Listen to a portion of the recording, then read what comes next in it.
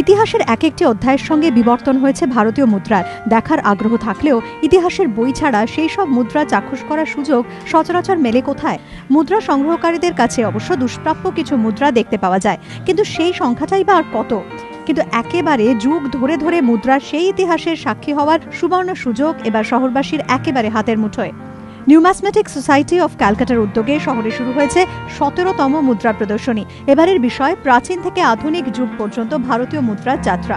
প্রদর্শনীতে ঠাঁই পেয়েছে খ্রিস্টপূর্ব যুগ থেকে শুরু করে মোগল সাম্রাজ্য, গুপ্ত যুগ থেকে শুরু করে ব্রিটিশ শাসিত ভারতের বিভিন্ন মুদ্রা, পাশাপাশি অবশ্য রয়েছে আধুনিক যুগের বহু মুদ্রাও। দেশের বিভিন্ন প্রান্ত থেকে মুদ্রা সংগ্রহকারীরা হাজির হয়েছে প্রদর্শনীতে। চলছে বেচাকেনাও। ৪৫টি স্টলের মধ্যে রয়েছে রিজার্ভ ব্যাংক অফ ইন্ডিয়ার স্টলও।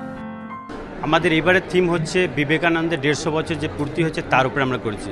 আর তাছাড়া আমরা যে ইন্ডিয়ান প্যানোরামা, মানে ফ্রম 6th সেঞ্চুরি BC থেকে মডার্ন পর্যন্ত যা কয়েন বেরিয়েছে তার মধ্যে আমরা মোটামুটি কভার করছি এনসিয়েন্টে পরে সুলতানে পরে মুঘলে পরে প্রিন্সলি স্টেটে পরে ব্রিটিশ ইন্ডিয়া। এটা পুরো জিনিসটাকে আমরা এখানে কভার করছি।